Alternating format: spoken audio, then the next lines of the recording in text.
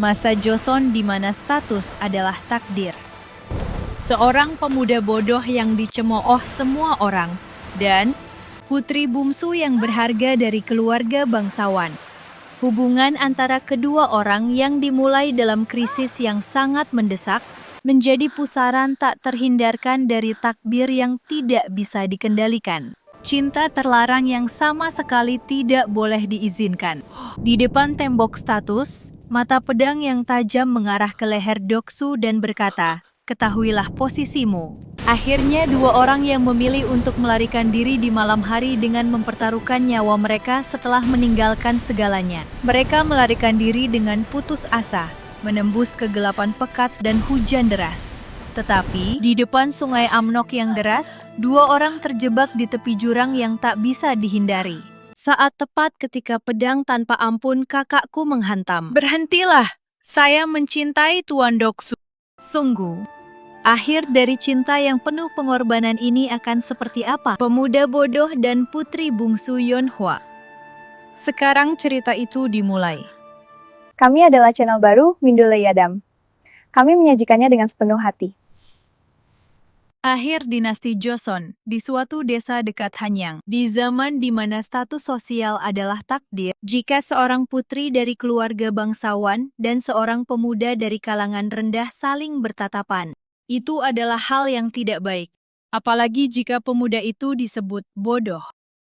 Namun, cinta itu adalah sesuatu yang, apakah kamu bahkan meminta izin dari awal? Pagi di hari musim semi. Sinar matahari menembus kertas jendela dan mewarnai ruangan. Yeonhwa duduk dekat jendela. Ia membuka lubang kecil di kertas jendela dengan jari, melihat dunia luar melalui celah itu. Suara burung, suara tawa, suara-suara yang hidup. Ada rasa haus di mata Yeonhwa. "Yeonhwa!" Yeonhwa terkejut dan menarik tangan. Ibu membuka pintu dan masuk. "Apakah kamu masih menempel di jendela lagi? Apa yang dilihat oleh putri bangsawan itu?" "Tidak ada apa-apa." Di tengah pembicaraan pernikahan, harusnya duduk dengan tenang. Kalau keluar, apa artinya martabat? Chae-tong-gyo. Yeonhwa menunduk kepala. Namun bibirnya bergetar. "Ibu, hari ini para pelayan pergi mencuci pakaian. Jadi, saya juga. Bolehkah saya mengikuti?" "Apa?" "Hanya sekali saja. Hanya berada di dalam kamar, jadi terasa sesak." "Saya benar-benar merasa sesak, Ibu." Yeonhwa menggenggam tangan ibunya. Mata basah. Ibu terguncang. Anak ini. Karena dia yang termuda, dia tidak punya sopan santun. Yeonhwa sudah bangun. "Saya akan segera kembali." "Ya, Yeonhwa." Yeonhwa sudah menerobos keluar. Roknya menghilang ke dalam sinar matahari. Ibu menghela napas. Anak itu akan membuat masalah besar. Akan membuat masalah besar. Jalan setapak sempit. Yeonhwa memimpin jalan. Langkahnya ringan. Hampir berlari. Dua pelayan membawa cucian di punggung mereka. "Nona, silakan pergi perlahan." Maaf. Sudah sangat lama." Yeonhwa membuka kedua tangannya. Angin musim semi meresap ke dalam lengan baju. Menutup mata. Apakah angin itu sebaik ini?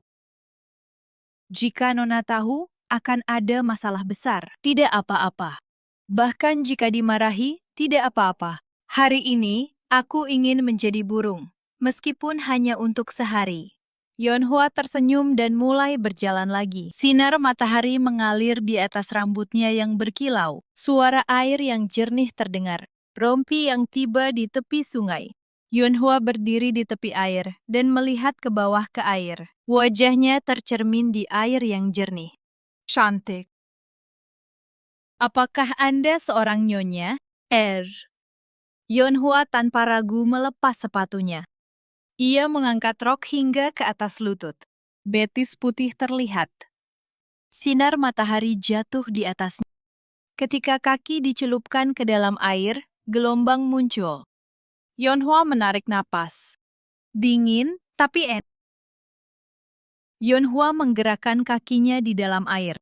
Tetesan air memantul dan berkilau di bawah sinar matahari. Rok basah menempel di paha. Mulai memukul pakaian yang dicuci. Gerakannya canggung, tapi terlihat menyenangkan. Butiran keringat muncul di dahi. Rambut menempel basah di tengkuk. Pelayan juga menyanyi sambil mencuci. Cucilah pakaian. Cucilah pakaian. Cucilah pakaian di air sungai yang sejuk. Bernyanyi mengikuti lagu Yeonhwa. Suara tawa bercampur dengan suara air. Saat itu, di atas bukit, Deokso berjalan dengan beban di punggungnya. Beban kayu terasa berat di punggungnya. Wajah yang basah oleh keringat. Suara napas yang kasar. Aliran keringat mengalir di tengkuk. Deoksu melihat ke bawah ke tepi sungai dengan acuh tak acuh. Dan cahaya matahari yang dipantulkan di air. Wanita yang berdiri di dalamnya. Rok yang basah. Wajah yang tersenyum. Mata Deokso berhenti. Kendaraan terjatuh dari bahu. Dengan cepat ditangkap tetapi satu cabang jatuh. Jantung berdebar. Duk duk duk. Saya. Orang itu. Siapa ya? Bodo Deokso.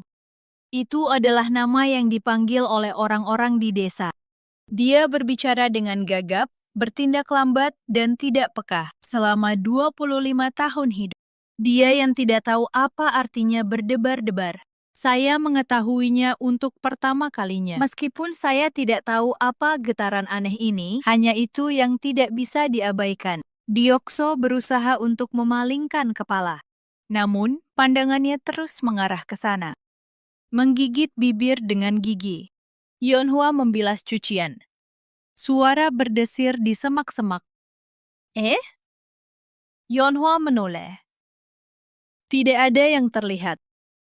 Saya ingin mencuci lagi. Sing! Suara sesuatu yang melintas di antara rumput. Nona, lihat itu! Sesuatu yang hitam meluncur keluar dari semak-semak. Ular berbisa.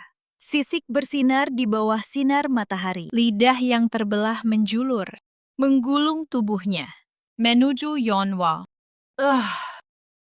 Wajah Yeonhwa menjadi pucat.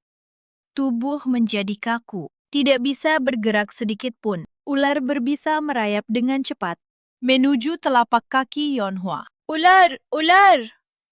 Para pelayan berteriak dan mundur. Melempar pakaian dan melarikan diri. Tolong! Tolong saya! Ular berbisa mengambil posisi menyerang. Mengangkat kepala.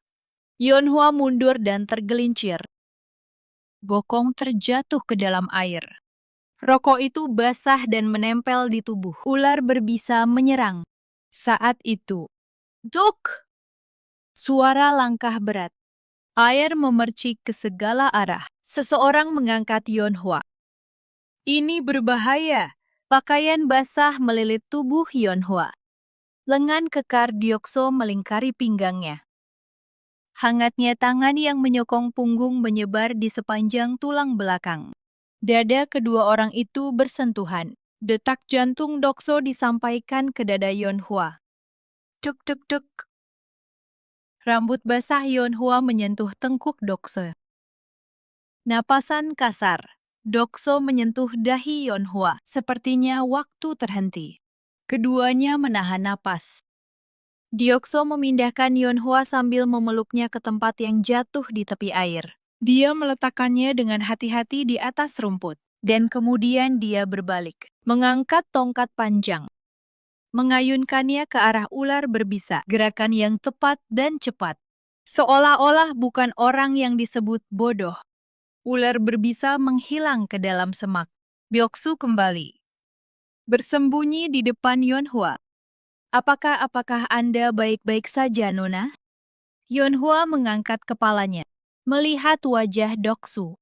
Wajah yang basah oleh keringat. Mata yang penuh dengan kekhawatiran. Napasan suara napas. Yeonhwa menatap dada Deoksu dengan kosong.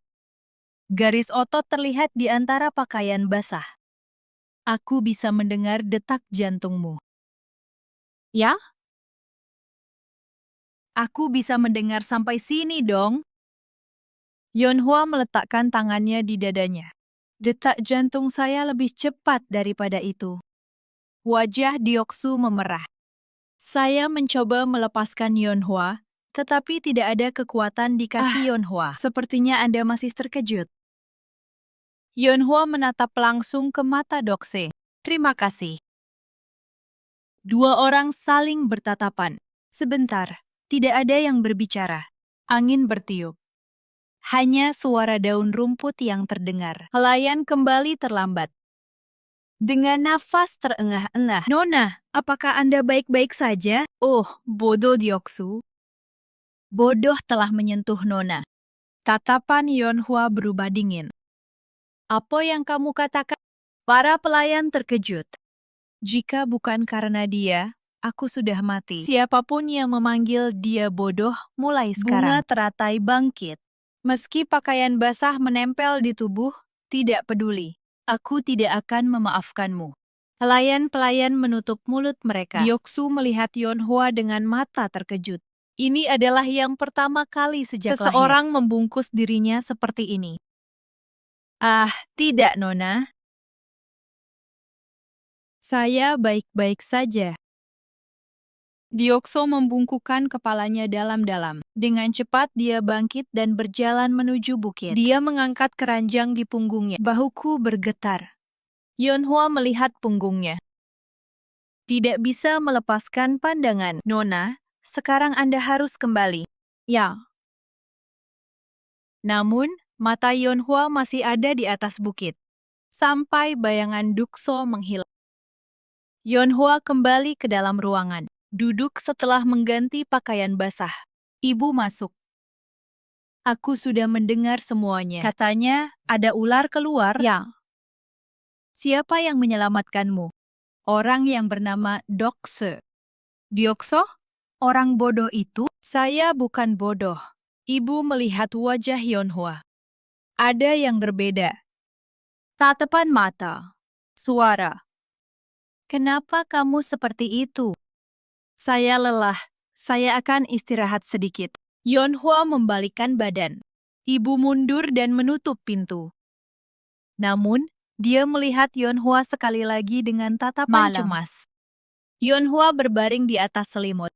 Saya tidak bisa tidur. Ketika saya menutup mata, pikiran itu terus muncul. Deoksu. Suara Deoksu. Suara detak jantung yang kurasakan dalam pelukan Doksu. Yeonhwa meletakkan tangan di dadanya. Masih berdebar-debar. Kenapa ini terjadi? Berguling. Mengapa orang itu terus-menerus menempelkan wajah ke bantal? Aneh. Kenapa aku begini? Bulan purnama terlihat dari jendela. Bulan putih dan bulat menerangi kamar Yeonhwa. Di belakang rumah cinta, gubuk kecil yang reyot. Deoksu sedang berbaring. Di atas selimut yang kumuh, matanya menghadap ke langit-langit. Saya tidak bisa tidur. Terus-menerus terlintas dalam pikiran. Rambut Yeonhwa yang basah. Tatapan mata yang melihat dirinya. Terima kasih. Suara yang diucapkan. Deoksu menggenggam dadanya. Nona itu tidak mengatakan, aku bodoh. Jantungku sakit. Sakit tetapi tidak suka. Apa ini? Deoksu mengangkat tangan untuk menerima cahaya bulan. Tangan yang memeluk Yeonhwa. Dadaku terasa aneh terus. Bulan yang sama muncul di luar jendela. Bulan yang sama menerangi kedua orang itu. Malam itu, kedua orang melihat bulan yang sama. Satu orang di dalam rumah. Satu orang di dalam gubuk. Saling mengingat satu sama lain. Namun mereka belum menyadarinya. Bahwa ini adalah awal dari cinta.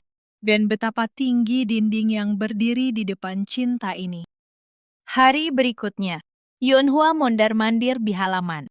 Seolah-olah tidak ada apa-apa. Namun mata terus mengarah ke arah ruang cinta. Pelayan lewat. Di sana. Apakah Anda tahu di mana orang yang bernama Dokso berada? Deoksu? Dia pasti sedang memotong kayu di belakang rumah. Oh, begitu ya. Yeonhwa menggerakkan kakinya. 1 langkah, 2 langkah. Menuju arah Saranche. Yeonhwa berjalan perlahan mengikuti jalan setapak. Nona Gyubang datang sendirian ke tempat seperti ini. Itu sendiri sudah melanggar batas. Yeonhwa juga tahu. Tapi kaki tidak berhenti. Halaman belakang rumah cinta. Deoksu sedang memotong kayu. Dengan baju atas yang dilepas, bunga teratai berhenti bernapas. Punggung yang basah oleh keringat. Sinar matahari tercurah di atasnya. Setiap kali otot bergerak, bayangan bergetar. Setiap kali kapak diayunkan, urat di lengan menonjol. Yeonhwa melihat tubuh pria untuk pertama kalinya dalam hidupnya. Begitu dekat. Begitu lama. Napas terasa berat. Wajahnya memerah. Saat itu, Deoksu menoleh. Kedua orang itu saling memandang. Wajah Deoksu menjadi merah padam. Cepat-cepat mengenakan pakaian. Ah, Nona, kenapa? Kenapa di sini? Saya. Kemarin. Terima kasih. Tidak, itu hal yang wajar. Apa maksudnya hal yang wajar? Yeonhwa melangkah 1 langkah lebih dekat. Anda telah menyelamatkan nyawa saya. Kehenenggen. Angin bertiup. Rambut Yeonhwa terbang. Orang-orang bilang kamu bodoh. Mata Deoksu menjadi gelap. Tidak terlihat bodoh sama sekali ya. Anda berbicara dengan baik dan bergerak dengan sangat cepat. Mata Deoksu kembali mengarah ke Yeonhwa. Tatapan yang seolah penuh semangat. Saya. Karena orang-orang memanggilnya seperti itu. Mulai sekarang, saya tidak akan memanggil Anda bodoh lagi. Deoksu tidak bisa melanjutkan kata-katanya. Siapa nama Anda? Saya Deoksu. Deoksu. Yeonhwa menggulung nama itu di dalam mulutnya. Nama yang bagus. Kedua orang itu saling memandang, tanpa kata apapun. Hanya suara angin yang mengalir di antara mereka. Yeonhwa! Yeonhwa terkejut dan menoleh ke belakang. Oh, Opa? Opa muncul dari sudut ruang cinta. Melihat Yeonhwa dan Deoksu secara bergantian. Mata terasa dingin dan tenang. Apa yang kalian lakukan di sini? Nada berbicara tajam. Hanya sedang berjalan-jalan. Kakak menatap Deoksu. Dari atas ke bawah, seperti melirik. Kamu bukan Deoksu? Ya. Apa yang kamu lakukan kepada adikku? Tidak ada apa-apa. Kakak, orang ini menyelamatkan saya kemarin. Saya hampir digigit ular. Benarkah? Mata Opa masih dingin. Penuh dengan keraguan. Yeonhwa, cepat masuklah. Ayah sedang mencarimu. Ya. Yeonhwa menoleh sekali lagi ke Deoksu. Seolah-olah ingin menyampaikan sesuatu dengan mata dan pergi bersama kakak. Deoksu melihat punggungnya. Dada terasa dingin. Kakak laki-laki itu berjalan sambil sekali menoleh ke belakang. Tatapan yang menargetkan Deoksu. Kakak Yeonhwa mulai mengawasi Deoksu sejak hari itu. Ada seorang putri dari keluarga bangsawan dan seorang pemuda dari kalangan rendah yang dekat satu sama lain. Itu adalah sesuatu yang sama sekali tidak boleh terjadi. Beberapa hari kemudian, itu adalah halaman belakang rumah Yeonhwa. Di tali jemuran, pakaian tergantung rapi. Ada yang berwarna putih, biru, dan merah. Saat itu angin bertiup. Pakaian yang dijemur bergetar lembut. Kemudian tiba-tiba, angin kencang menerpa. Swoosh! Sebuah kain sutra merah. Itu jatuh dari tali jemuran, terbang melayang mengikuti angin. Ia melompati pagar dengan mudah. Itu adalah lapangan di belakang rumah cinta. Deoksu memegang kapak. Dia sedang memotong kayu. Saat itu dari langit, sesuatu jatuh. Berkibar-berkibar. Yang jatuh di depan kaki Deoksu adalah sehelai sutra merah. Deoksu terdiam di tempat itu. Ini sebenarnya sutra yang menyentuh tangan sangat lembut. Bahkan ada aroma lembut yang menyertainya. Siapapun bisa melihat barang milik wanita itu jelas. Wajah Deoksu sekejap menjadi merah menyala. Haruskah saya mengambilnya atau harus dibiarkan begitu saja? Saya tidak tahu harus berbuat apa. Tepat pada saat itu, dari balik pagar, suara itu terdengar. Suara Yonhwa. Oh, di mana sogotnya? Jantung Deoksu seolah-olah jatuh dengan keras. Dengan cepat saya mengambil pakaian dalam. Sutra yang dipegang di tangan licin. Saya bahkan tidak tahu di mana harus menyembunyikannya. Saat itu, di sudut pagar, Yonhwa muncul. Tatapan kedua orang itu, saya bertemu langsung. Tatapan Yonhwa perlahan-lahan mengarah ke tangan Deoksu. Apa yang dipegang oleh Deoksu adalah tidak lain. Adalah kain merah milik Yonhwa sendiri. Ah, Nona, ini saya Wajah hanya Yonhwa berubah merah. Wajah Deoksu juga tidak berbeda. Tidak ada kata-kata yang keluar. Keduanya begitu. Hanya keheningan canggung. Turun di antara kedua orang itu. Hanya suara angin. Saya melewati tempat itu. Namun dalam keheningan itu, di antara kedua orang tersebut, jelas ada sesuatu yang mengalir. Sesuatu yang tidak bisa dijelaskan dengan kata-kata. Itu adalah energi yang aneh dan tegang. Itu adalah saatnya. Di antara kedua orang itu, terdapat ketegangan yang tidak bisa diungkapkan dengan kata-kata. Kita bisa saling menghindari tatapan, tidak bisa saling memandang. Itulah saat-saatnya. Benarkah di tempat yang canggung ini, hubungan antara kedua orang ini akan mengalir kemana ya? Pakaian dalam merah bunga teratai yang jatuh di kaki Deoksu. Kedua orang itu terdiam kaku dan saling memandang. Pada saat itu, ketika bernapas pun terasa sulit, apa yang akan terjadi? Sudut dinding. Yonhwa dan Deoksu berdiri saling berhadapan. Sutra merah di tangan Deoksu bergoyang sedikit tertiup angin. Keheningan ini terasa berat. Ah, Nona. Ini. Di langit. Tiba-tiba, wajah Deoksu memerah hingga ke telinganya. Tanganku gemetar. Aku tidak tahu harus melihat kemana. Wajah Yonhwa juga memerah. Tetapi, ketika aku melihat Deoksu daripada aku, sudut mulut sedikit terangkat. Anginnya cukup kencang. Ya. Deoksu dengan hati-hati melepas celana dalamnya. Dengan kepalaku menoleh ke samping. Dengan mata terpejam rapat. Yonhwa mengulurkan tangannya. Ujung jari mereka saling menyentuh. Momen. Namun rasanya momen itu telah berhenti. Tangan lembut Yonhwa. Tangan Deoksu yang kasar dan keras. Sepertinya ada aliran listrik yang mengalir melalui benda itu. Sensasi kesemutan dimulai dari ujung jari dan menjalar ke atas lengan. Mereka berdua menahan napas. Mata Deoksu terbuka dengan sendirinya. Aku melihat tangan Yonhwa. Putih, kecil, dan gemetar. Yonhwa juga melihat tangan Deoksu. Terdapat kapalan. Tangan yang hanya pernah melakukan pekerjaan kasar, seperti memotong kayu dan membawa beban. Namun, hangat. Terima kasih. Tidak.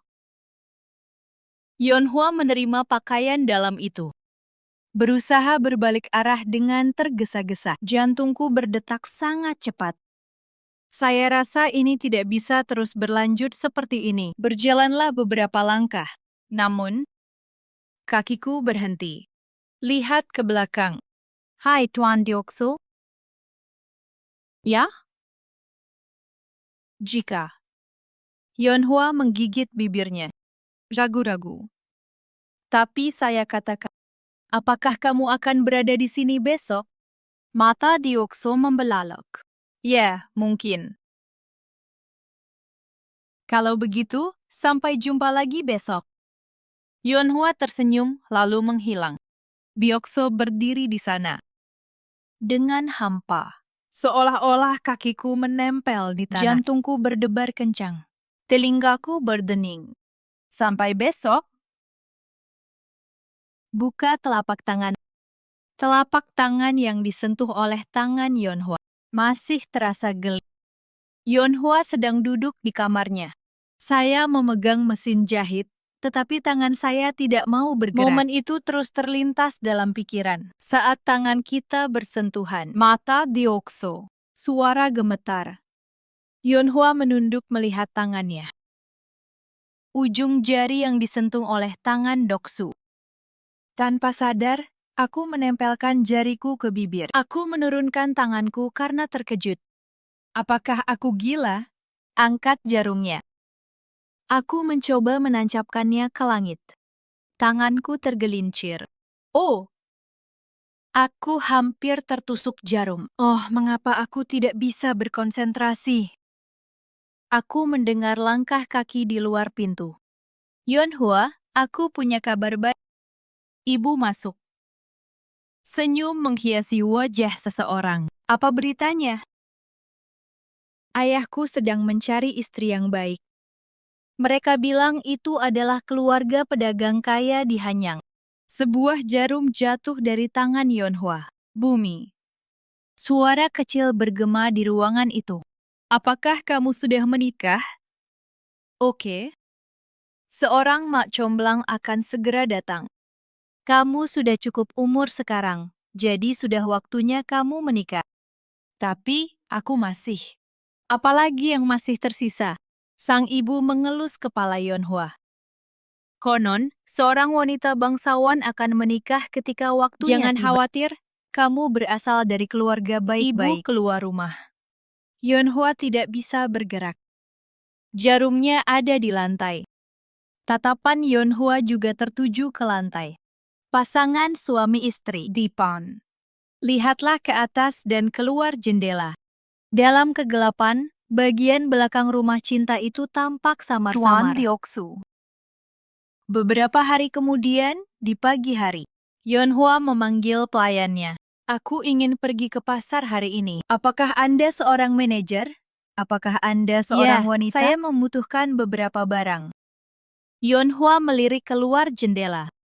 Nyatanya, saya dengar Diokso akan pergi ke pasar hari ini. Kebetulan. Secara kebetulan. Aku juga ingin keluar dan menikmati pemandangan untuk pertama kalinya setelah sekian lama. Aku akan bersiap-siap.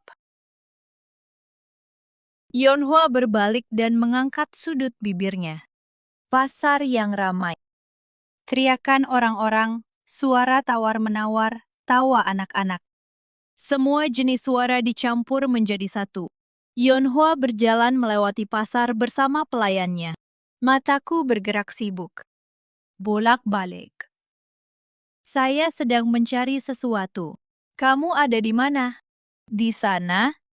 Di depan sebuah toko barang antik. Aku melihat pemandangan belakang yang familiar. Wajah Yonhua berseri-seri. Aku akan pergi ke sana.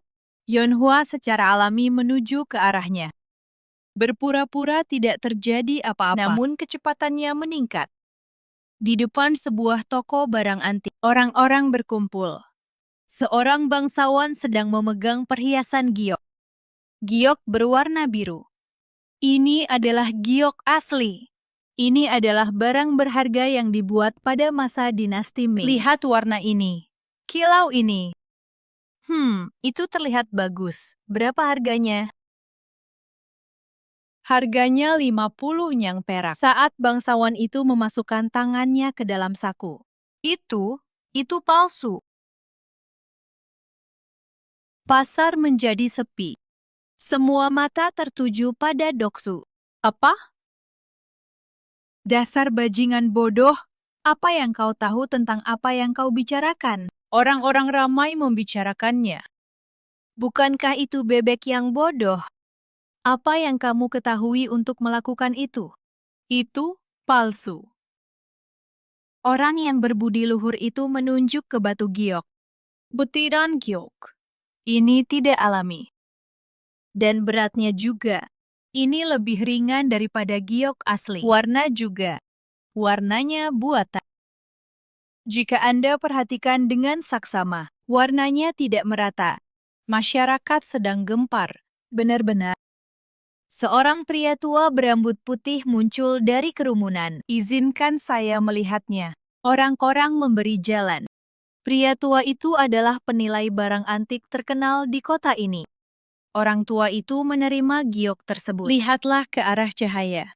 Goreslah dengan kuku jarimu. Menembang. Keheningan panjang. Pemuda ini benar. Pasar sedang ramai. Ini palsu.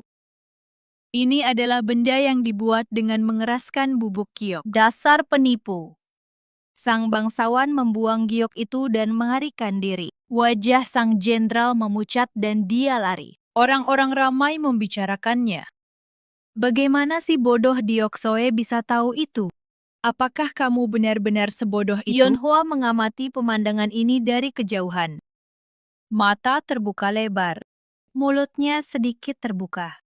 Apakah orang itu bodoh? Yonhua menatap Diokso. Diokso berdiri di tengah kerumunan, masih menundukkan kepalanya. Merasa canggung bahkan saat menerima pujian. Siapa yang bodoh? Orang itu adalah orang yang paling pintar. Pojok pasar. Tempat yang jarang dikunjungi orang. Ada tumpukan barang-barang lama. Piring pecah, peralatan pertanian berkarat, barang-barang berantakan berdebu. Dioksu lewat dan berhenti. Melihat sesuatu. Sebuah toples yang tertutup tanah dan debu. Ini rusak dan terlihat tidak berguna. Tetapi, mata Diokso bersinar. Angkat toples dengan hati-hati.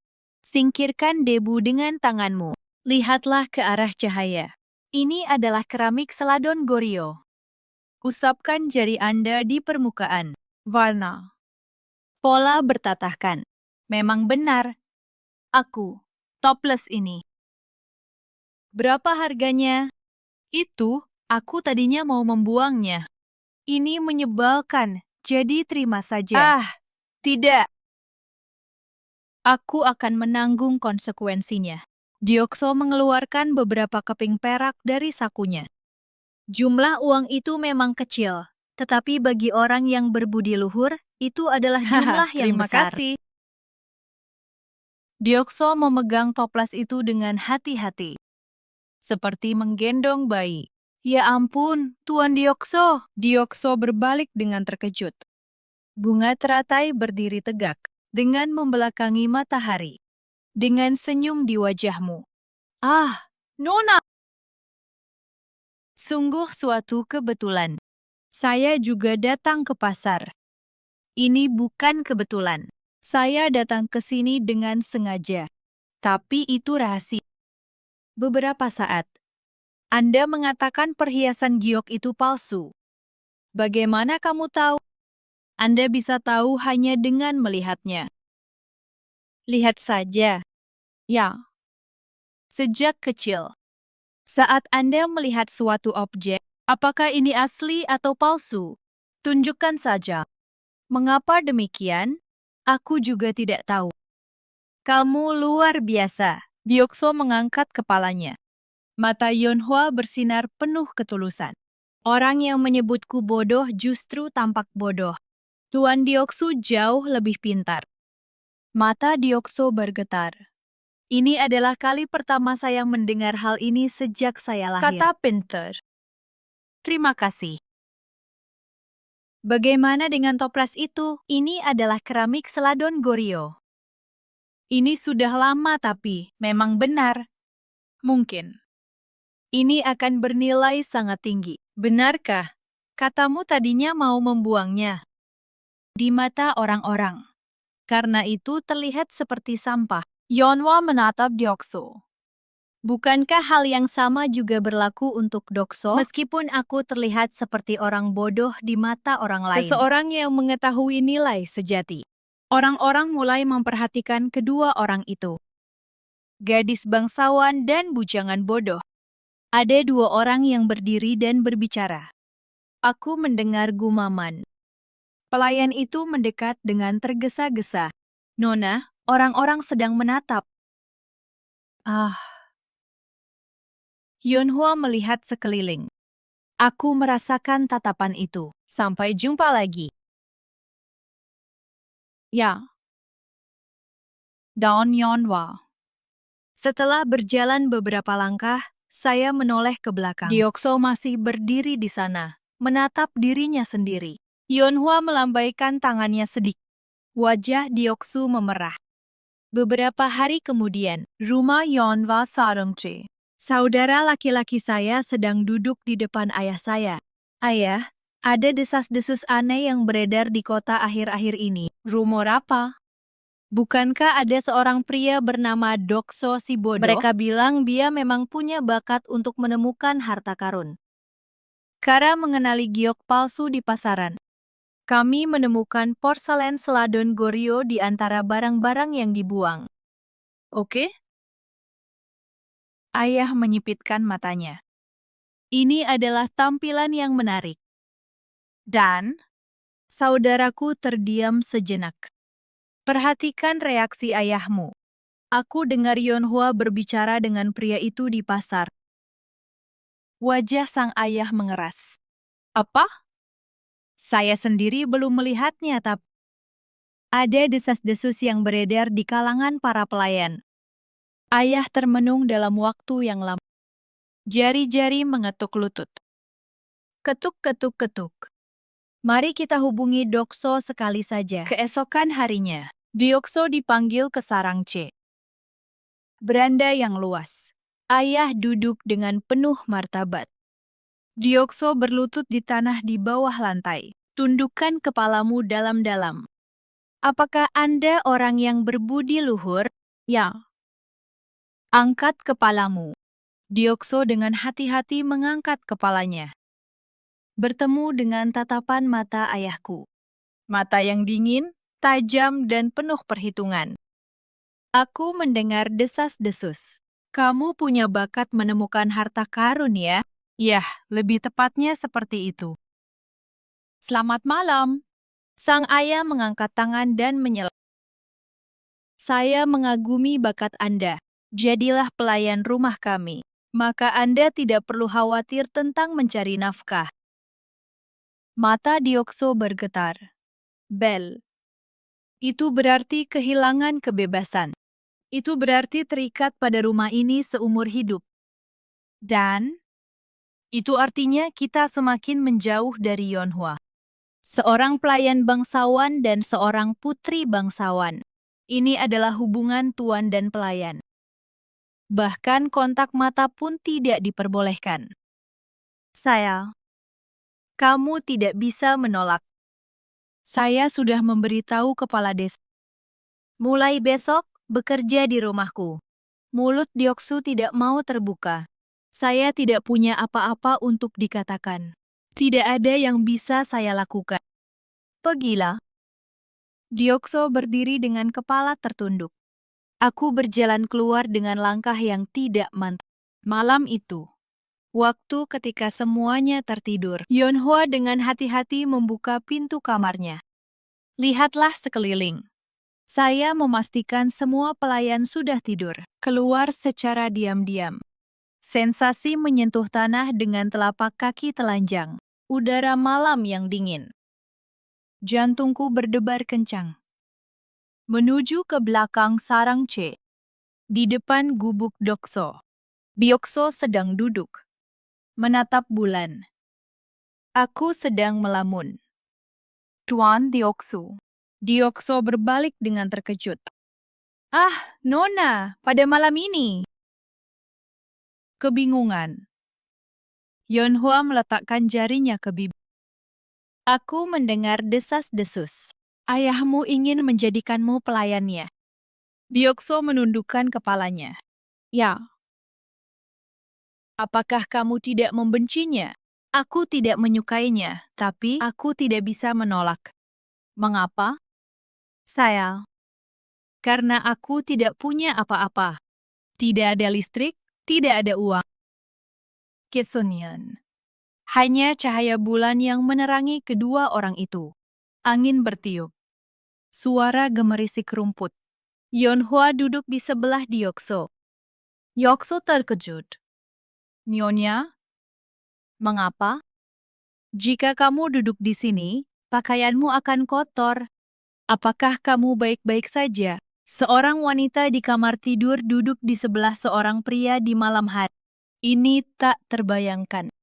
Jika kita tertangkap, itu akan menjadi masalah besar. Tapi Yeonhwa tidak peduli. Anda. Dia pria yang sangat cerdas. Mengapa kamu berpikir kamu bodoh? Kamu melihat apa yang orang lain tidak lihat. Hebat sekali, bukan? Rakyat. Itulah sebutan yang saya berikan. Saya juga. Aku juga berpikir begitu sejak saya masih muda. Orang-orang itu salah. Yeonhwa menatap lurus ke arah Dokso. Mulai sekarang, aku tidak akan pernah menyebutmu bodoh lagi. Tuan Deoksu lebih pintar dari siapapun. Lebih dari pria manapun yang saya kenal. Mata Deokso dipenuhi air mata. Tidak ada seorang pun yang pernah memberitahuku hal ini. Tidak sekalipun sejak saya lahir. Terima kasih, Ibu. Dua orang duduk berdampingan dan memandang bulan. Bahu kami hampir bersentuhan. Angin malam bertiup. Rambut Yeonhwa tertiup ke arah Deoksu. Deoksu menghirup aroma bunga teratai. Lembut. Mirip bunga. Jantungku berdebar kencang. Beberapa hari kemudian, musim hujan dimulai. Langit runtuh dengan dahsyat. Hujan turun deras sekali. Yeonhwa kehujanan saat menyeberangi halaman. Oh! Saya keluar tanpa payung. Hujan deras tiba-tiba. Lari cepat. Tempat terdekat. Lumbung. Lompatlah ke dalam lumbung. Wah, hujannya deras sekali. Aku mengangkat kepala, terengah-engah mencari napas. Di dalam lumbung, Deokso sedang duduk. Sepertinya dia masuk ke dalam untuk menghindari hujan. Pakaian basah, rambut basah, tetesan air menetes. Mata dua orang bertemu. Oh, Nona? Tuan Deoksu juga berlindung dari hujan. Lumbung sempit. Bau jerami. Bau tanah basah. Suara hujan yang menimpa atap. Hanya ada dua orang. Pakaian Yeonhwa juga basah terkena hujan. Atasan putih itu menempel erat di tubuh. Garis besarnya terungkap. Deokso dengan cepat mengalihkan pandangannya. Nyonya, apakah kamu tidak kedinginan? Sedikit. Yeonhwa memeluknya erat-erat. Pakaian basah terasa dingin. Tubuhku gemetar.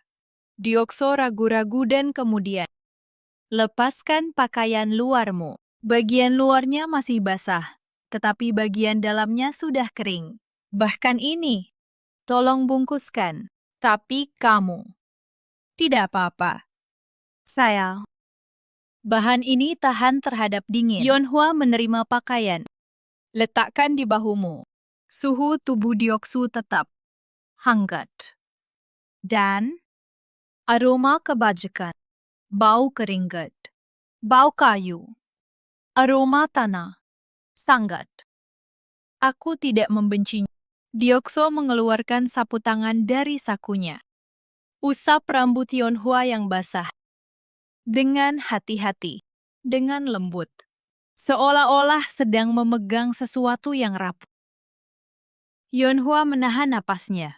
Tangan Deokso menyusuri rambut. Menyentuh dahi. Tetaplah di pipimu. Wajah kedua orang itu semakin mendekat. Suara hujan. Suara jantung. Napas berat.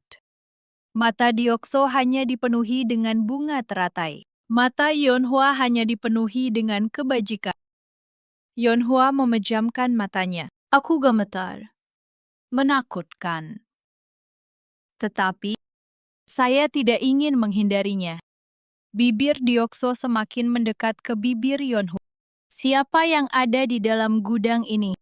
Kedua orang itu terjatuh karena terkejut. Jantungku rasanya mau meledak. Nona, bersembunyilah di belakang sana. Deokso mendorong Yeonhwa ke belakang tumpukan jerami. Pintu gudang berderit terbuka. Saudaraku akan segera datang. Basah kuyup karena hujan. Lihatlah ke dalam dengan mata tajam. Deokso? Aku menghindari hujan. Mata saudaraku mengamati setiap sudut gudang. Tumpukan jerami. Peralatan pertanian. Bayangan. Di balik tumpukan jerami. Yeonhwa menahan napasnya. Tutup mulutmu dengan tanganmu. Jantungku rasanya mau meledak. Apakah kamu sendirian? Ya. Saudaraku melangkah lebih dekat. Lihatlah orang yang berbudi luhur itu. Keheningan panjang. Hanya terdengar suara hujan yang menimpa atap. Oke. Saudaraku berbalik dan pergi. Pintu tertutup. Sekuntum bunga teratai muncul dari balik tumpukan jerami. Wajahmu pucat. Kakiku terasa lemas. Wah, nyaris saja. Tetapi, itu membuatku tertawa. Seiring meredanya ketegangan, Deokso juga menghela nafas lega. Aku hampir mendapat masalah besar. Dua orang saling bertatap muka dan tersenyum. Ketegangan barusan.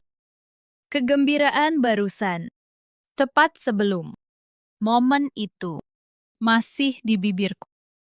Perasaan bibir yang tak bisa bersentuhan.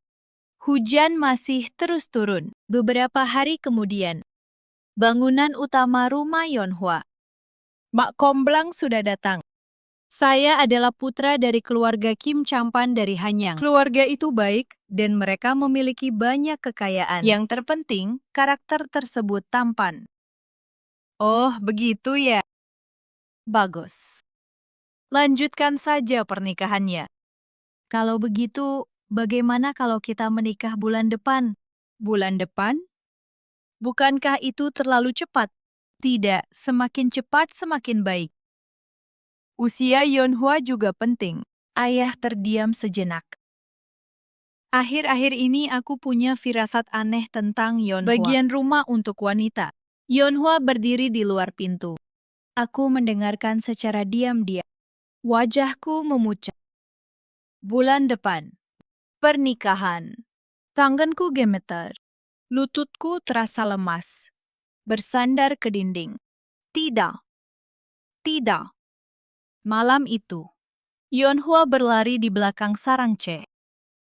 Aku bertelanjang kaki. Rambutku berantakan. Mataku merah. Deokso sedang duduk di depan gubuk. Tuan Deokso. Deokso berdiri dengan terkejut. Nona, mengapa Anda melakukan ini? Yeonhwa berdiri di hadapan Deokso. Air mata menggenang di mataku. Kami akan menikah bulan depan. Wajah Deoksu mengeras. Mereka bilang itu adalah keluarga tertentu di Hanyang.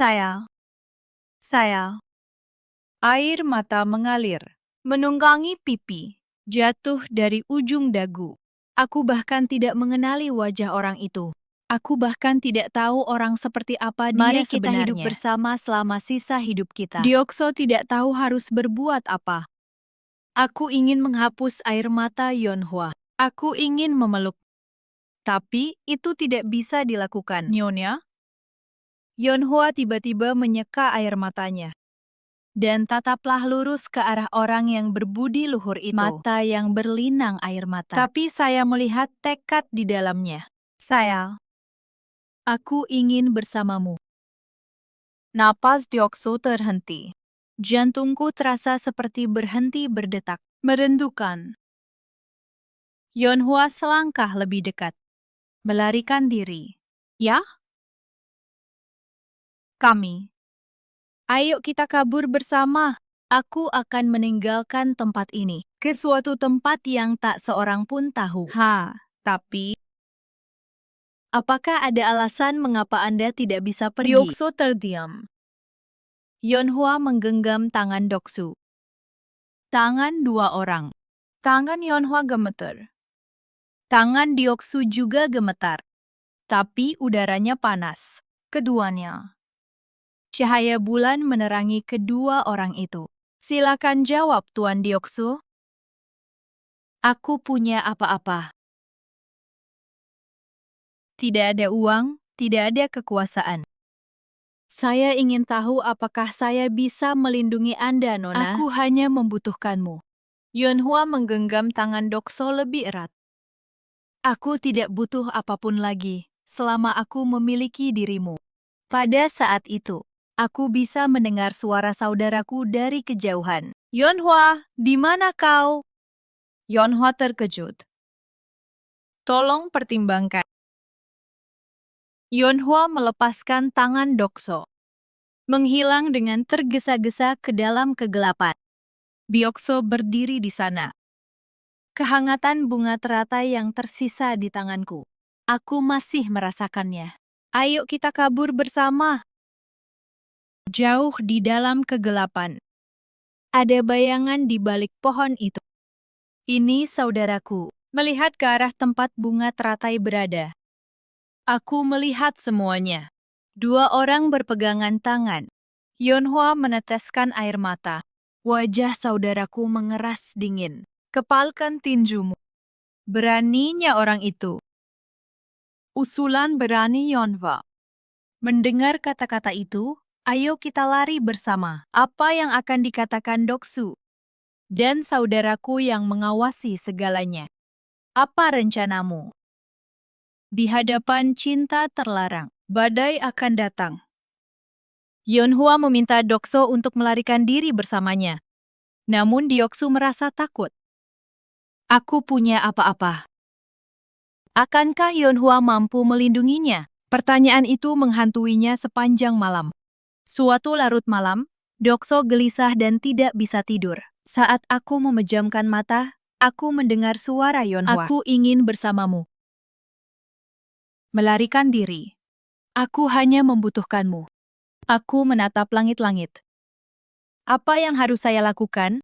Aku punya apa-apa. Bagaimana aku bisa melindungi Yeonhwa? Tiba-tiba sesuatu muncul di sudut gubuk, diterangi oleh cahaya bulan. Celadon Goryeo. Aku dengan hati-hati mengambil porselen seladon yang kubeli di pasar dan mengangkatnya ke arah cahaya bulan. Warna merah mawar itu bersinar lembut. Jika saya menjual ini, saya akan menghasilkan uang. Aku mengusap permukaan keramik seladon itu dengan tanganku. Oke, jual ini dan bawa bersamamu.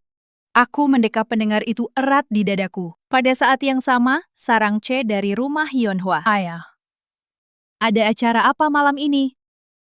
Yeonhwa dan bujangan bodoh itu. Ini mencurigakan. Apa yang kamu bicarakan? Saudaraku mencondongkan tubuh ke depan dan merendahkan suaranya. Beberapa malam yang lalu, aku melihat Yeonhwa berjalan di belakang Sarang C. Dan di sana, ada suatu kebaikan di sana. Wajah ayahku mengeras. Apa? Keduanya berpegangan tangan. Beraninya bajingan rendahan itu. Belum ada bukti pasti, tetapi saya rasa akan lebih baik jika Dokso dipulangkan sebelum pernikahan. Tidak, sekadar mengirimkannya saja mungkin tidak cukup. Lakukan seperti yang kau katakan. Aku akan mengurusnya. Pagi berikutnya, Byokso membungkus porselen seladon itu dengan kain dan membawanya ke sebuah toko barang antik besar di Hanyang. Sang guru mengambil mangkuk itu, mengangkatnya ke arah cahaya, dan mengetuknya. Keheningan panjang. Ini adalah keramik seladon Goryeo asli. Jantung Deoksu berdetak lebih cepat. Kondisinya baik. Ini adalah barang berharga. Berapa harga jualnya? Aku tidak tahu, dengan harga yang wajar. Aku akan memberimu 200 nyang perak. 200 nyang? Rasanya seperti nafas Doksu telah berhenti. 200 nyang. Itu adalah uang yang tidak mungkin Dokso peroleh sepanjang hidupnya.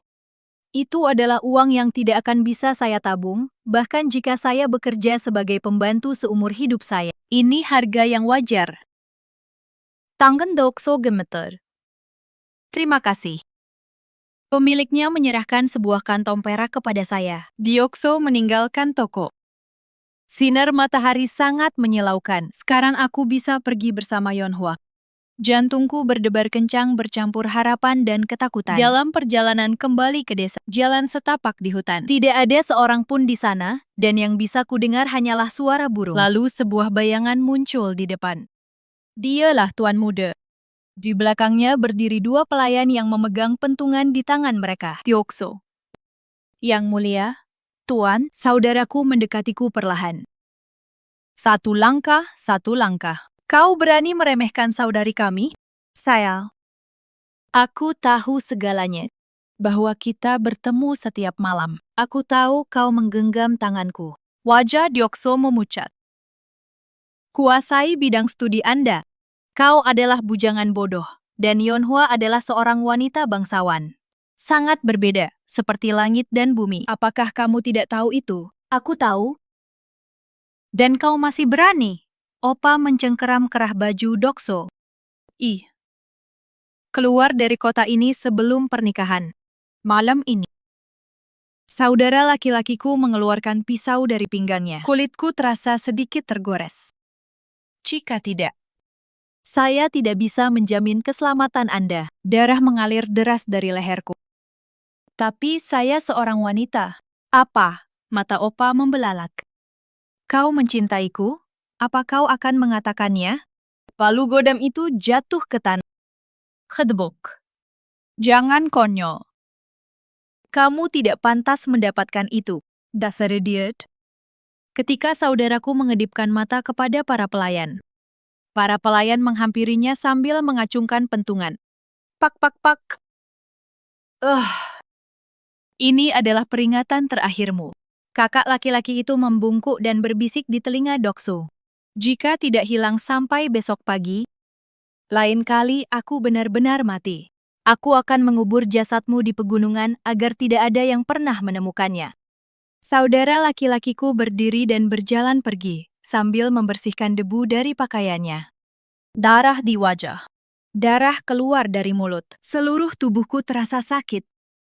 Tapi aku mengepalkan tinju. Melunakkan. Rumah Yonhwa. Kamar tidur Yonhwa. Ada gaun pengantin di tengah ruangan. Rok merah. Jaket yang cantik. Perhiasan emas. Ibu masuk. Ada senyum di wajahnya. Yonhwa, kemarilah dan coba pakai ini. Kenapa kamu seperti itu? Kemarilah. Tidak, saya tidak mau. Apa? Aku tidak mau memakai pakaian itu. Wajah sang ibu mengeras. Apa yang kamu bicarakan? Kamu akan menikah dengan keluarga baik-baik. Aku tidak mau menikah dengan orang itu. Apa yang kamu bicarakan sekarang setelah semua lamaran pernikahan telah diajukan? Aku ingin menikahi orang yang aku cintai. Cinta? Ibu tertawa. Cinta macam apa ini untuk seorang putri dari keluarga bangsawan? Dia menikah berdasarkan keluarga dan statusnya. Cinta adalah sesuatu yang hanya dilakukan oleh hal-hal yang rendah. Air mata mengalir dari mata Yonhwa. Aku tidak mau menikah seperti itu. Yonhwa mendobrak pintu dan keluar. Yonhwa! Yonhwa! Yonhwa berlari di belakang sarang C. Aku kehabisan napas dan tak bisa berhenti menangis. Sebelum saya menyadarinya, saya sudah sampai di depan gubuk Dokso. Tuan Diokso! Diokso sedang duduk di pojok. Apa ini? Wajah Diokso bengkak. Memar gelap di bawah mata. Darah kering di sudut mulut. Noda darah di pakaian juga. Yonhwa berlari dan berlutut di hadapan Dokso. Siapa yang akan melakukan hal seperti ini? Diokso menoleh. Anda tidak boleh datang, Nona. Siapa yang memukulmu? Katakan padaku. Yang mulia. Wajah Yonhwa mengeras. Saudara, sampai besok pagi. Dia menyuruhku meninggalkan kota ini. Kalau tidak, aku akan membunuhmu. Tangan Yonhwa gemeter. Orang itu berani sekali. Yeonhwa mengambil sapu tangan dari dadanya dan menyeka luka Dokse. Air mata jatuh satu persatu. Aku minta maaf karena aku. Tidak, Bu, saya baik-baik saja. Ini sama sekali tidak baik-baik saja. Yeonhwa menggenggam tangan Dokso dengan erat. Tangan dingin. Namun aku mengepalkan tinjuku sekuat tenaga. Larilah malam ini. Ya? Kamu tidak bisa menunggu lebih lama lagi. Pernikahannya sudah di depan mata sebelum saudaraku membunuhmu. Malam ini, mari kita tinggalkan tempat ini bersama-sama. Tetapi, apakah kau tidak mencintaiku? Deokso menatap Yeonhwa. Mata yang berlinang air mata. Tangan yang membersihkan luka. Pikiran yang peduli pada dirinya sendiri. Aku mencintaimu. Tenggorokanku terasa tercekat. Aku mencintai Yeonhwa. Yeonhwa menyentuh pipi Doksu. Tempat tanpa bekas luka. Dengan hati-hati. Aku pun mencintaimu. Wajah kedua orang itu semakin mendekat. Napasnya menyentuhku dengan hangat. Kali ini tidak ada yang mengganggu saya. Bibir Deokso menyentuh bibir Yeonhwa. Dengan hati-hati. Sambil gemetar. Dengan lembut. Ciuman pertama. Air mata mengalir dari mata Yeonhwa. Namun bibir itu tersenyum. Matahari terbenam, dan kegelapan pun menyelimuti kamar tidur Yeonhwa. Yeonhwa mengemas sebuah bungkusan kecil. Beberapa set pakaian. Satu jepit rambut giok. Itu saja. Aku hanya butuh ini. Aku tidak butuh yang lain. Aku melihat keluar jendela dan melihat bulan terbit. Mohon tunggu sebentar, Tuan Doksu. Deoksu meletakkan kantung perak itu di dadanya. 200 nyang diperoleh dari penjualan porselen. Dengan ini, kamu bisa memulai hidup baru. Bundel kecil. Yang saya miliki hanyalah beberapa set pakaian. Bisakah aku melindungi Yeonhwa dengan ini?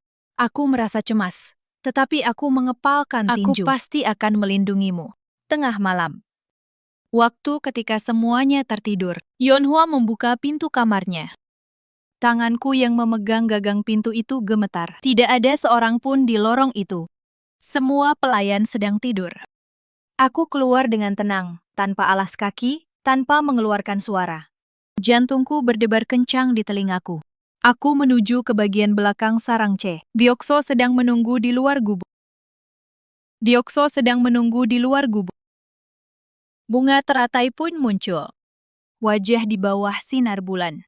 Itu adalah perpaduan antara ketegangan dan kegembiraan. Melunakkan. Apakah kamu siap? Ya. Yeonhwa tersenyum, gemetar namun berani. Kalau begitu, ayo kita pergi. Dua orang berpegangan tangan. Tunggu sebentar. Mengapa? Di kamar tidur, masih ada satu hal lagi yang perlu diurus. Tapi itu berbahaya. Aku akan segera kembali. Yeonhwa melepaskan tangannya. Aku berlari kembali ke arah rumah. Deokso menatap punggungnya dengan cemas. Kamar tidur Yeonhwa. Yeonhwa memasuki ruangan.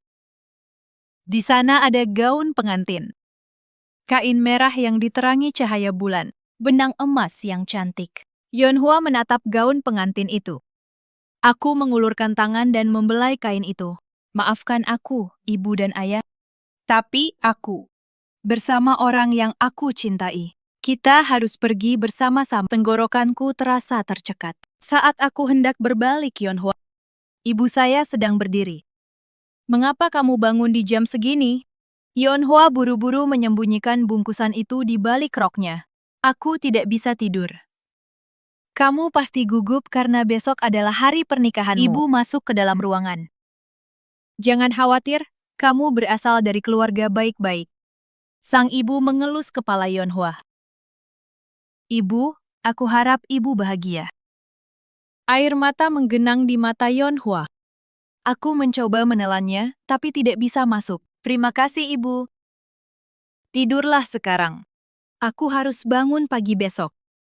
Aku menutup mulutku dengan tanganku. Aku merasa seperti akan menangis terseduh-seduh. Air mata mengalir. Tapi, aku akan bahagia, Ibu.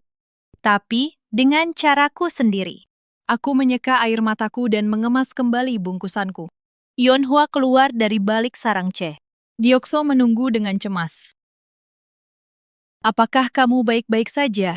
Oke, ayo kita pergi sekarang. Dua orang memanjat tembok. Dengan hati-hati. Tanpa mengeluarkan suara, aku meninggalkan desa itu.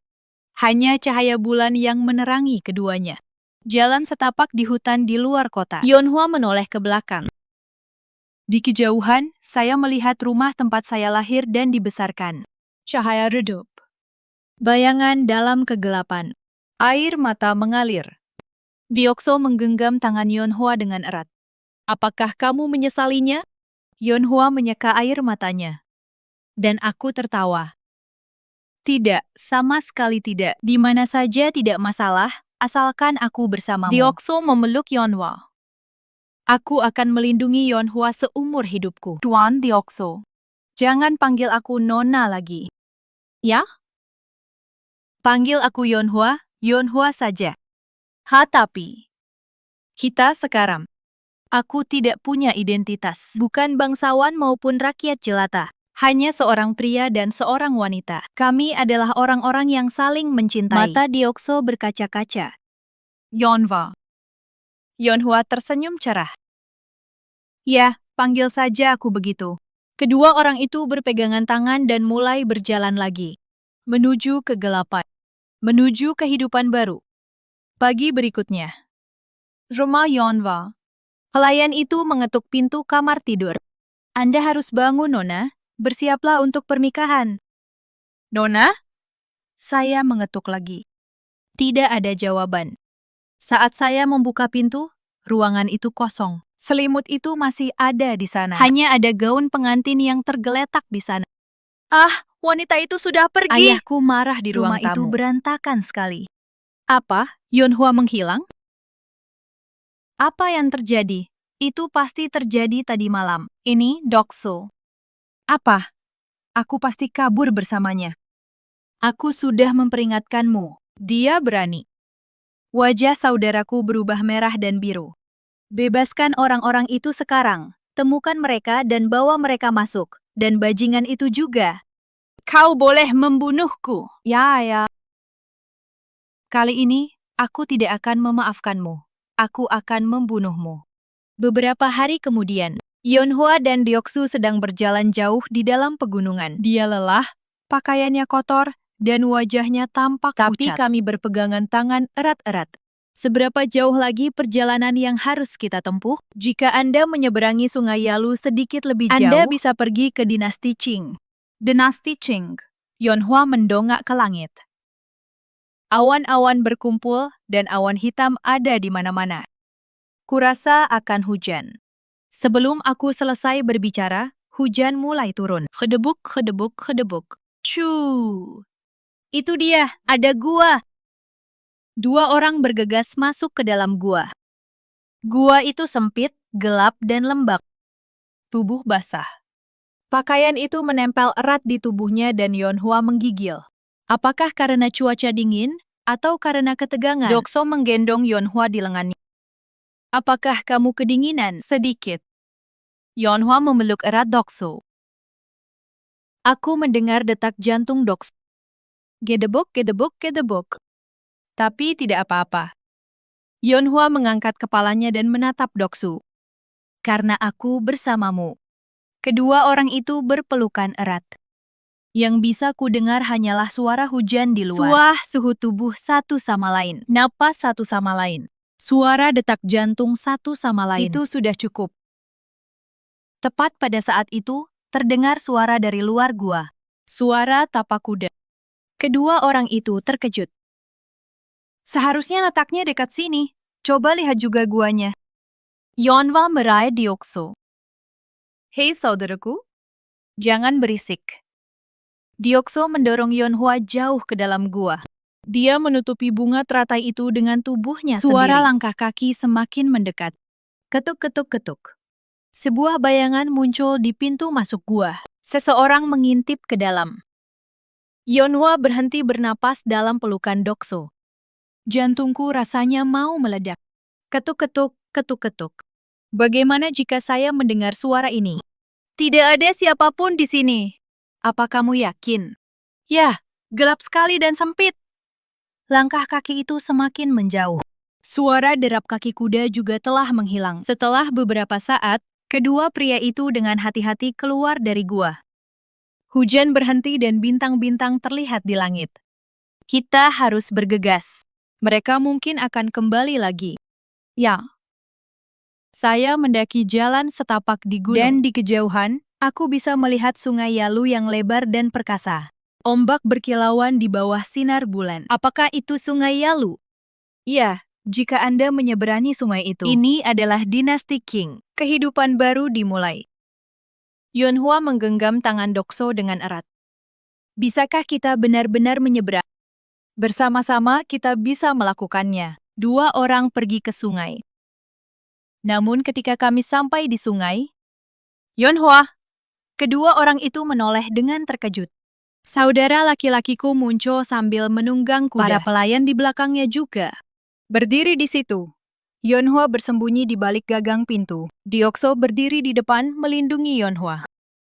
Menguasai. Kau berani kabur bersama adikku? Kau sudah selesai di sini. Saudaraku turun dari kudanya.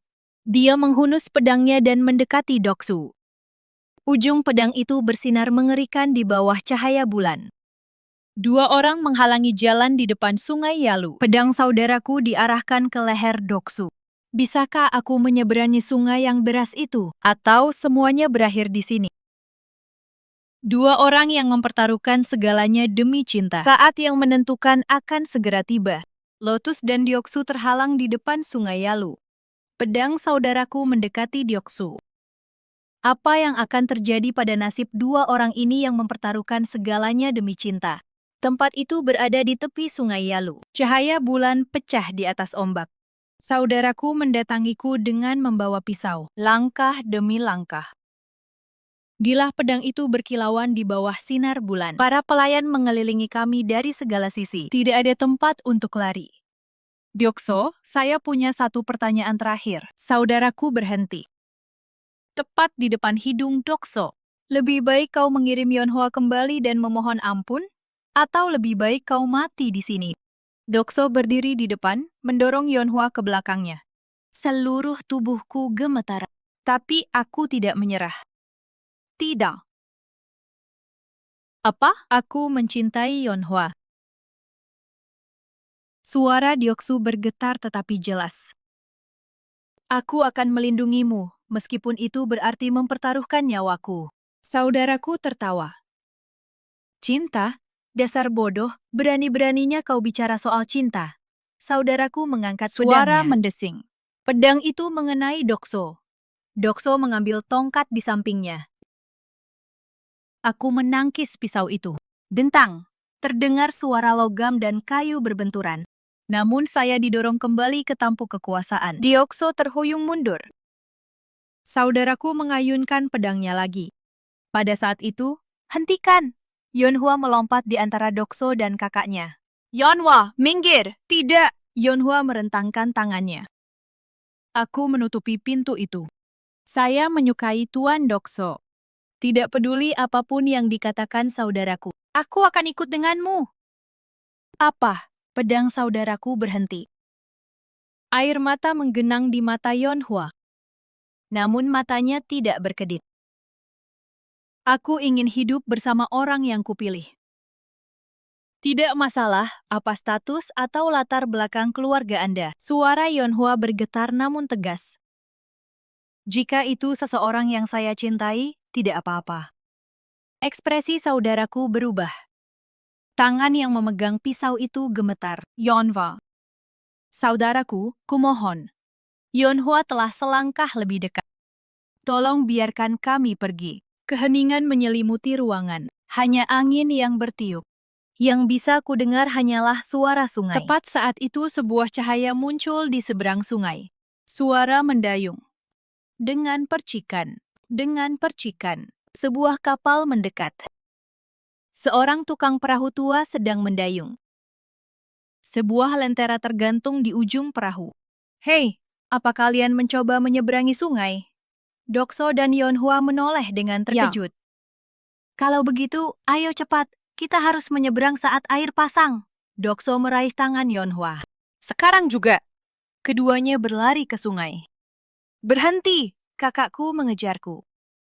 Namun Deokso dan Yeonhwa sudah naik ke kapal. Cepat pergi. Baik. Sang tukang perahu mendayung dengan penuh semangat. Perahu itu berlayar ke sungai. Saudaraku mampir ke sungai. Aku tidak bisa melompat ke dalam air. Arus sungai terlalu deras. Yeonhwa! Yeonhwa berbalik.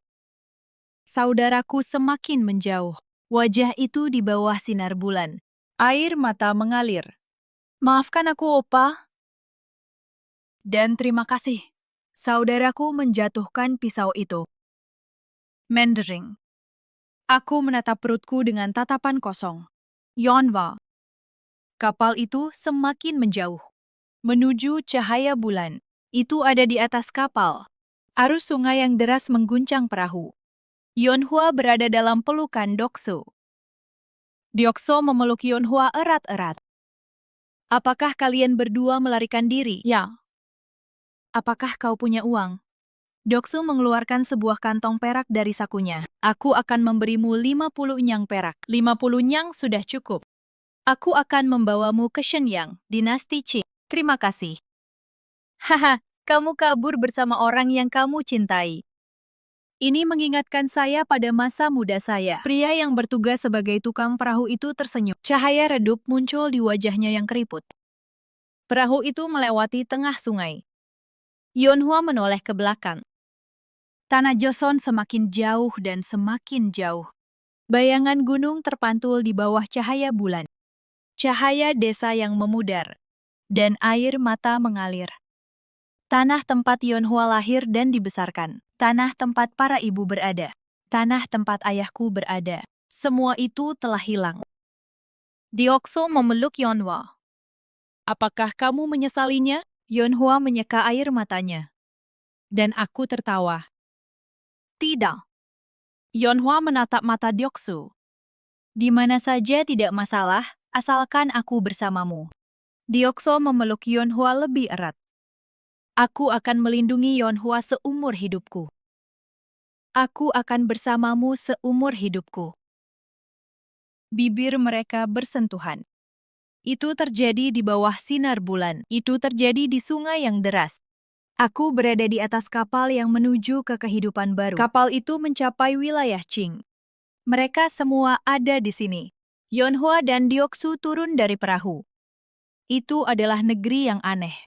Itu adalah bau yang asing. Itu adalah suara yang asing.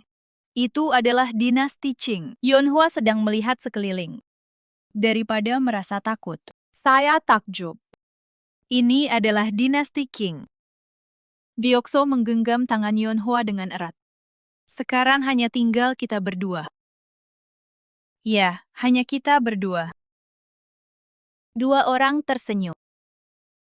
Bergandengan tangan, kami mengambil langkah pertama kami ke negeri baru. Itu adalah sebuah penginapan kecil di Shenyang. Yeonhwa dan Dokso menyewa sebuah kamar. Sepertinya kalian pengantin baru. Aku akan memberimu kamar yang bagus. Ke tempat yang hangat dan tenang. Itu ada di dalam ruangan.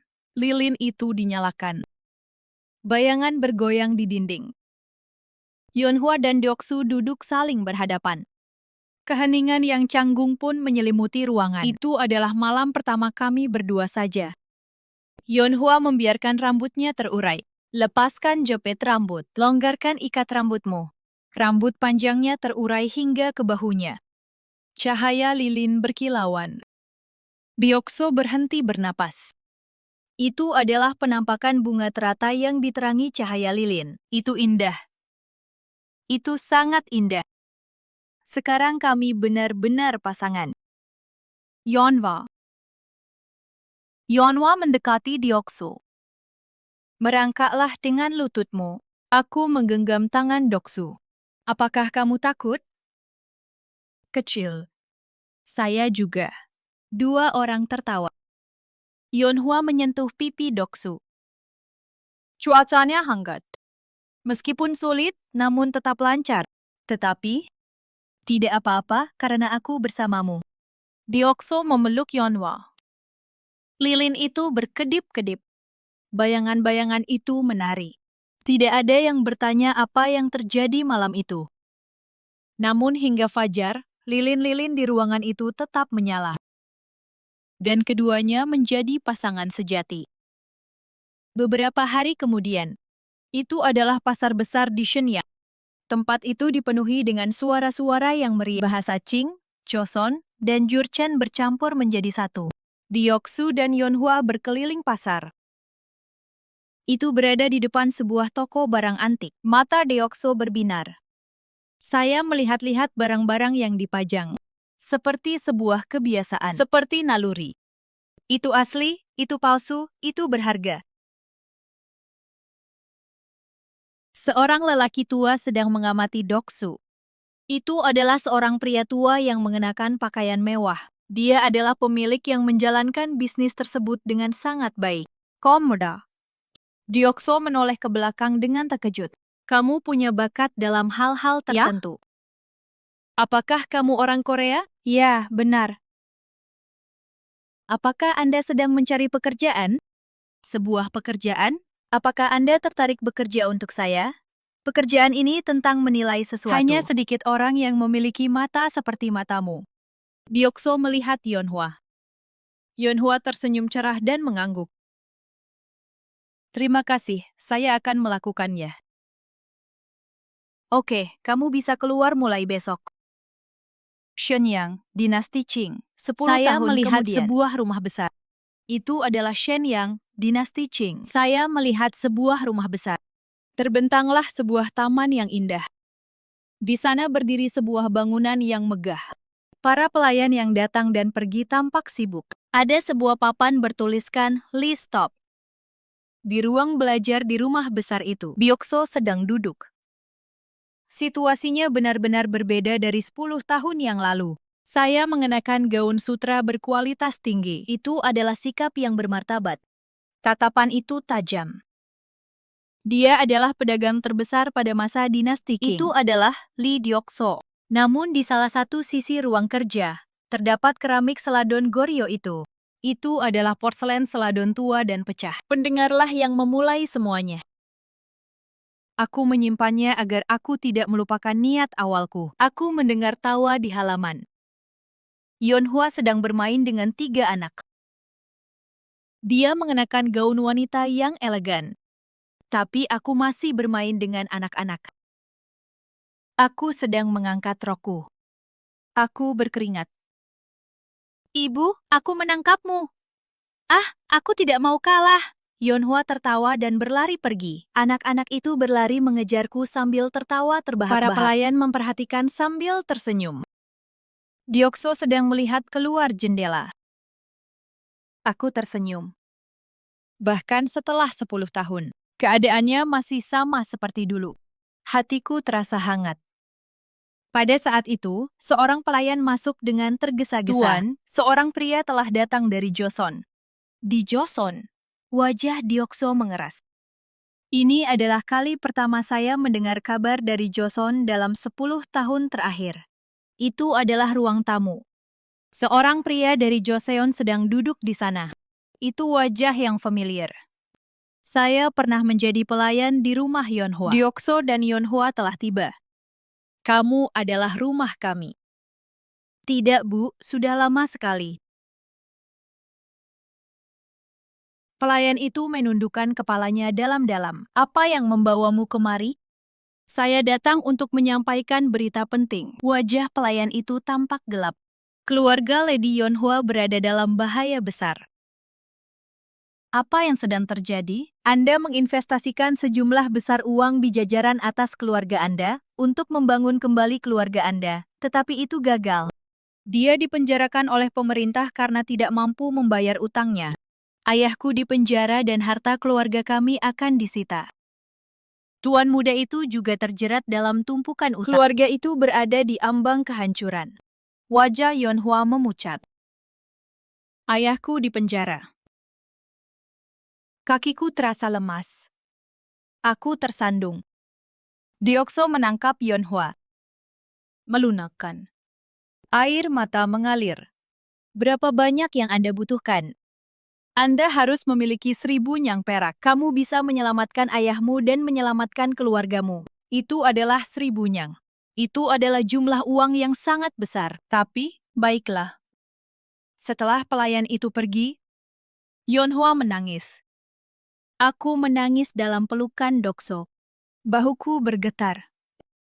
Aku minta maaf atas keluargaku. Diokso mengelus kepala Yonhwa. Tidak ada yang perlu disesali. Tapi kamu melakukan itu padaku 10 tahun yang lalu. Keluargamu adalah keluargaku. Yonhwa mengangkat kepalanya. Aku menatap Diokso dengan mata berkaca-kaca. Tapi kamu bisa jadi dalam bahaya. Mereka adalah orang-orang yang mengusir kami 10 tahun lalu. Tidak apa-apa. Tatapan mata Dioksu tampak tegas. Saya bukan lagi orang yang berbudi luhur seperti 10 tahun yang lalu. Diokso berdiri. Aku akan kembali ke Joseon. Yonhwa menatap Diokso sejenak. Dan aku menyeka air mataku. Tersenyum cerah. Ayo kita pergi bersama. Sudah 10 tahun sejak saya pulang ke rumah. Kami memulai bersama. Kita harus mengakhiri ini bersama-sama. Diokso memeluk Yonhwa dengan erat. Itu adalah Joseon. Itu adalah desa bunga teratai. Antrean panjang pun terbentuk. Puluhan gerobak mengikuti di belakang. Tas itu dipenuhi dengan sutra berharga dan harta benda. Puluhan pelayan mengikutinya. Debu beterbangan. Dan di tengah-tengah semuanya ada Dokso dan Yonhwa, mengenakan pakaian yang berhias mewah. Warga kota berdatangan berbondong-bondong. Siapakah itu? Hei, bukankah orang itu bodoh? Tidak mungkin. Kamu menjadi sekaya itu? Mereka bilang dia menjadi pedagang dinasti Qing. Dan itu benar. Suara bisikan menyebar. Aku melihat rumah lama Yonhwa. Dulunya, tempat ini adalah sebuah rumah mewah yang megah. Sekarang sudah lusuh. Tembok itu telah roboh. Ubin-ubin itu pecah. Gulma tumbuh liar. Air mata menggenang di mata Yonhwa. Sampai sejauh ini. Pintu depan berderi terbuka. Saudaraku keluar. Dia tampak lelah karena berlalunya waktu selama 10 tahun. Pakaian itu lusuh. Janggutnya tumbuh semakin lebat. Ada bayangan gelap di bawah mataku. Saudara laki-laki saya melihat Doksu. Saya terkejut. Kamu. Sudah lama kita tidak bertemu, Tuan Muda, Diokso berkata dengan tenang. Saudaraku menatap Dioksu dengan tatapan kosong. Saya ingat 10 tahun yang lalu, aku memukul diriku sendiri. Mengancam. Yang memegang pisau. Dia adalah seorang bujangan yang bodoh. Ia kini telah kembali sebagai pedagang dinasti Qing. Yonhwa mendekati. Aku memeluk saudaraku. Opa, sudah lama kita tidak bertemu. Air mata mengalir dari mata saudaraku. Maafkan aku, Yonhwa. Ini kesalahanku. Saudaraku berlutut di hadapan Dokso. Dahiku terasa seperti menyentuh lantai. Tolong selamatkan ayahku. Aku akan membalas budimu, meskipun itu berarti mengorbankan nyawaku. Diokso mengenang masa lalu. Itu terjadi 10 tahun yang lalu. Aku teringat tangan yang telah mencengkeram kerah bajuku. Aku teringat hari ketika aku menodongkan pisau ke tenggorokanku. Kuasai bidangmu, kata sebuah suara. Aku mengingatnya. Keheningan menyelimuti ruangan. Kapal itu tenggelam dengan hebat. Mengapa aku harus membantumu? Saudaraku menundukkan kepalanya lebih dalam. Bahuku gemetaran. Suasana tegang terasa di udara. Yonhwa menggenggam tangan Doksu. Aku tidak menangis. Aku tersenyum. Kau tidak datang ke sini untuk membalas dendam. Diokso menatap Yonhwa. Dia adalah istriku selama 10 tahun. Dia adalah seseorang yang selalu percaya padaku. Dan aku menghela nafas. Kamu benar. Diokso menghubungi saudaranya. Bangunlah, Tuan Muda. Saudaraku mengangkat kepalanya. Mataku basah. Tidak, saudaraku. Saudara laki-laki saya terkejut. Keluarga Yeonhwa adalah keluargaku. Aku akan membantumu.